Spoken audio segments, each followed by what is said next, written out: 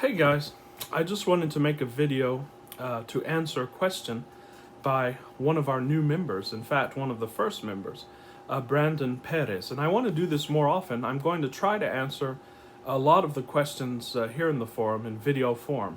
And of course, these answers are unscripted. They're simply flowing through me from experience and from my thoughts in the moment. So they're going to be unscripted. And I want to congratulate Brandon Perez, first of all, who is an entrepreneur like myself and like many members of this channel, or at least what many of the members are aspiring to be. He's already ahead of some people in that. And I want to congratulate him because he is the inaugural questioner in this forum. He's asking the first question. And as this forum grows, that's going to be a distinction. So thanks a lot and congratulations on being a pioneer here. So he asked a really, really good question. And basically, I'll read it. It says, what is the best method to subconscious programming of the deep ingrained beliefs? Many teachers have talked about that to see evidence you must believe first. Though I'm struggling with belief, since I started my LOA journey 2 years ago, I haven't had any progress so far. And I doubt that, by the way. You just have to look at it a little bit differently. I kind of blame my lack of confidence in LOA for the lack of manifestations, because I have an analytical mind, like most men and like myself as well, and had zero evidence of it working, even though I've tried several methods like affirmations, visualizations, repeating self-talk and thoughts, and more, and which are all things that we teach on this channel, provided that they're done in a certain frame of mind. Though many successful people I follow, like Scott Adams, love Scott Adams, I think he wrote the book called How I Failed at Everything and Yet Succeeded, or something like that. And he goes through a lot of principles that we teach on this channel as well. Have been avid promoters. Many of the teachers I follow have been avid promoters of LOA. Thanks for reading. I'm grateful to be part of this community. And we're grateful to have you, Brandon. And we're grateful to have all of the members on this channel. So how can we tackle this? First of all, we have to understand that there is a certain continuum of being that I call levels of being. And it's in a lot of spiritual teachings. Belief is a certain rung in those levels of being, and it stands a little bit above thoughts, and it's a little bit below attitudes and frames of mind. So we'll go into more deeply into the levels of that chart, so to speak.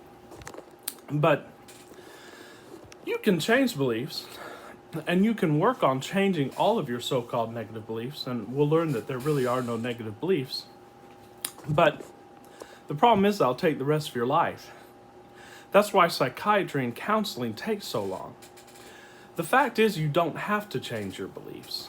You don't have to change all of your beliefs, because in this system, in this methodology, we teach the principle, the 80-20 rule, and the principle of least effort in both inner work and outer work. So what does that mean? Instead of trying to change beliefs, we go with the flow of current beliefs and try to utilize as many of the beliefs that we already have as possible to float towards what we want. So, for example, let's say you had a belief that let's just make it very simple. Making $100,000 is very difficult. So every time you try to tackle making $100,000, the belief will come up, and you'll know it because you'll have a negative emotion, negative feeling. And that's all beliefs are.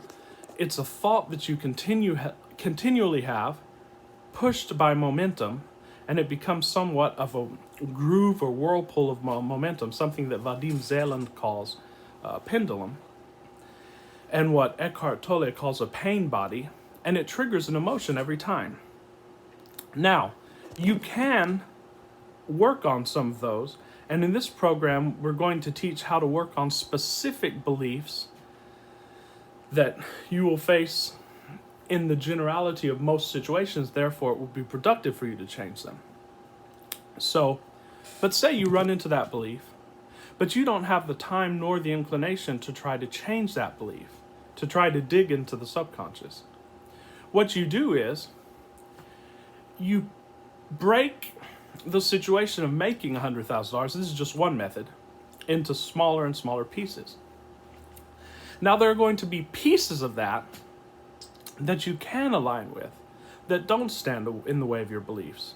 And it's a journey, such as, well, perhaps I think that to make $100 or $1,000, the first thing I would need to do is to, let's say, talk to someone whom I think I could enter into a partnership with to, say, sell a certain product. So I can align with that, unless I have other beliefs contradicting that. But let's just say, so I take a step forward, as we talked about in the video, just move towards, and I take action on calling that person. Then another chain of events will come and it will manifest itself, and then you can just follow that chain. So we don't try to change every single belief. We don't try to dip into the subconscious, because as Abraham Hicks says, there really is no such thing as subconscious. Any belief that affects you in a meaningful way will trigger an emotion. So every time you feel a negative emotion, that's information for you that you're rubbing against a negative belief. The second main point that I wanted to get at here is that any cause and effect chain worth its salt doesn't require belief for it to work. For example, if you put the key in the ignition of a car and start the car, whether you believe it or not, all things being equal, of course, but whether you believe it or not, that car is going to start, and then you will believe it. These principles and techniques and tools are vibrationally accurate. They're according to the laws of physics, so they will work whether you believe it or not. You don't have to so much change your beliefs as you have to suspend your disbelief in order to take the first step forward. And that might just be using one of the tools. And the final thing I wanted to address about this question, the final aspect, is that you said that you were trying to apply the tools of LOA. Of course, you will apply the tools and techniques of LOA, but the moment you try to look at it as something that you have to apply, it automatically makes it just like any other effort you're taking in the physical world. Like we say, we don't try to take interior effort, because interior effort just simply becomes like grinding it out in the physical world. Then you might as well just follow the path of everyone else in the material world. You're becoming materialistic. In fact, Joel Goldsmith, the great spiritual teacher, told his students, do not try to apply truth.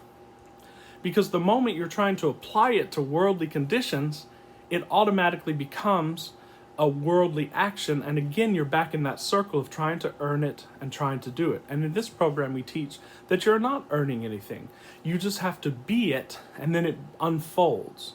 And I know a lot of this may seem abstract to you, but as we progress through the lessons and as we progress through the program, you will begin to internalize many of these principles. So basically, don't try to apply any tools. All you need to do in the beginning stages is every time you have a negative emotion, observe that emotion, dissociate from the thought. As in one of my videos, I distinguish feeling and thought.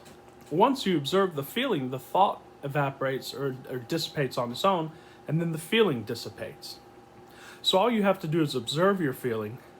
Then once you're feeling in that neutral state, you'll start to ascend the emotional scale, and then whatever action you need to take will start unfolding for you.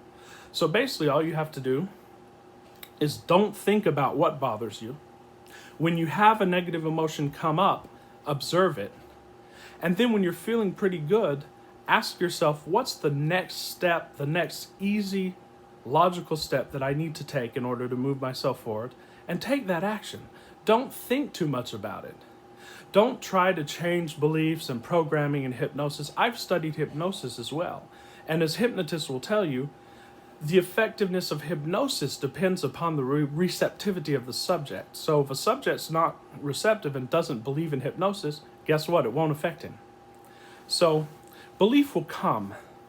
Belief develops of its own accord, because your inner being already has all the belief, and not only the belief, it has the knowledge that you already are everything you want.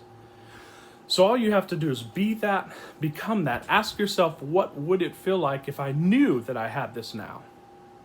And just try to feel that feeling as much as you can and dress yourself in it. So basically, that's the answer to your question. And I hope I helped. And just keep working on this material. Don't try to understand everything intellectually. Keep working on it. And the steps and the tools that we give you in this program will help you, will be as aids for you to get to that level where you know that you have it. So thanks a lot, and we'll see you guys all soon. Have a great night.